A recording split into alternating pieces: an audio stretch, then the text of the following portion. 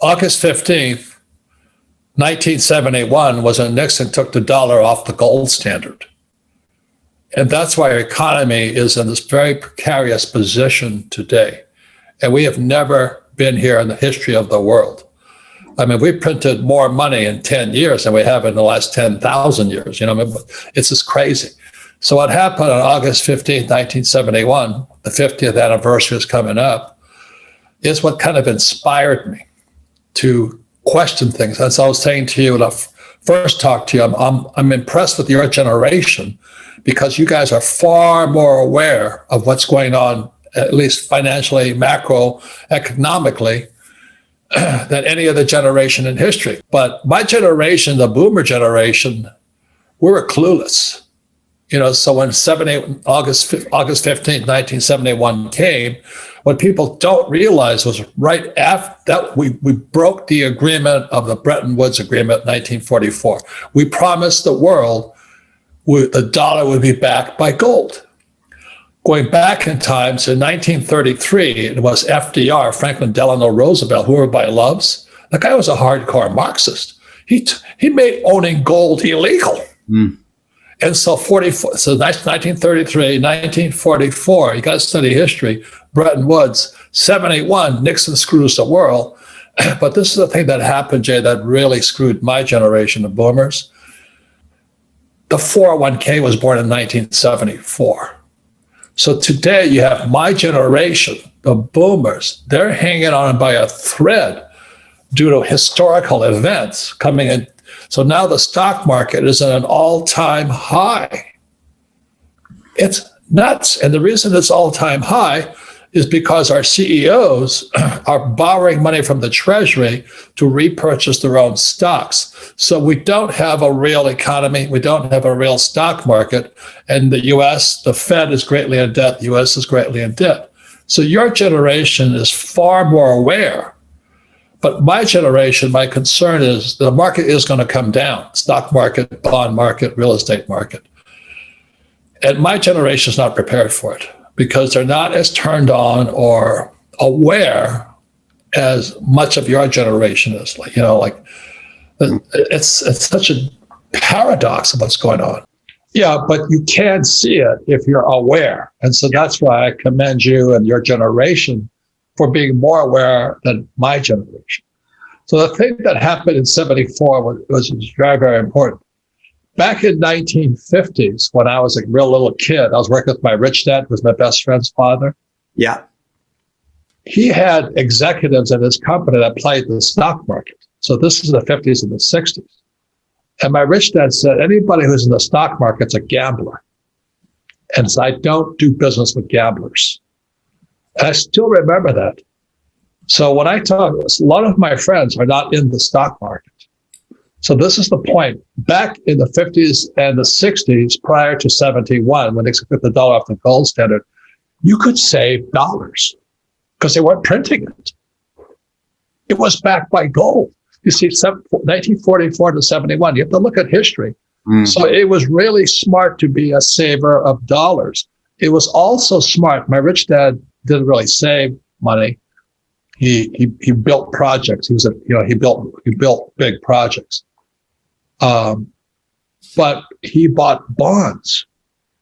So the smart money back in the 50s and the 60s was in bonds and savings because they didn't print money.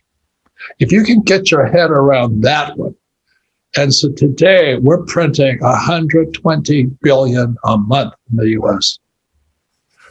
I mean, this is insanity. So my message is, so 1974, they sent my generation into the 401k, Canada's RRSP, Australia's a superannuation, Japan's a 401k.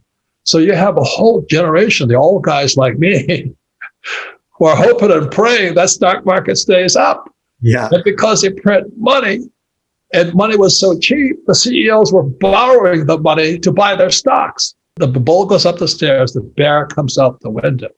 It's a very important investment strategy. What happens in a bull market is that at the top, people are happy. Please remember that, Jay. I mean, I can't even get reservations to eat. Places are packed. Biden's sending out checks. People are getting checks for having kids, for having puppies to give you checks. And so everybody's euphoric. So here we are at the top of a bull market. But when the bear goes out the window, it comes down so fast. Slowly at first, then suddenly. Yeah. The suddenly is coming. So my message to the Cambridge House Group and all this right now is start shifting your attitude to depression. How are you going to get rich when everybody's depressed? I want you to think about that, because Jim's Records, is a good friend of mine. Yeah. The Great New Depression. We're going to a depression. And my generation had never been through a depression. My family was. So we're heading into the next Great Depression. So it sounds pessimistic, but the bull goes up the stairs. Everybody's happy. Champagne's flowing. I can't get a reservation. But when that bear comes down, a depression is emotional. People are depressed. So I don't mean to be a pessimist, but I'm saying get prepared to how you're going to make money when people are depressed. That's when you get rich. You make more money in a crash than you do in a boom. Be prepared for people being depressed.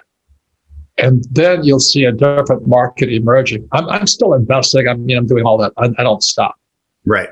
But I'm not, I bought a lot of real estate also just last couple of months ago, another $160 million worth of real estate. But the reason we're doing that is because we know U.S. is becoming a nation of renters.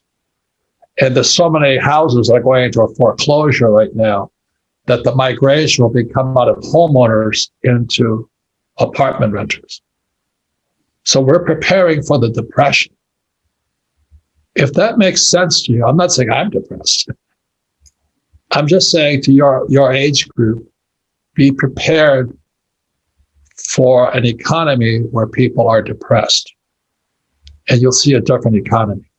And your generation is aware, but they're gambling right now. Do you know what I mean? You have a generation of gamblers because they're in the stock market. So let me say it again. My rich dad, when I was a kid, he says only gamblers are in the stock market. But what happened in 1974, they pushed my generation into the stock market. So all across the world, Jay, right now, is you have old guys like me who are happy because the stock market is high. And if I'm correct, the bear is about to take a leap out the window.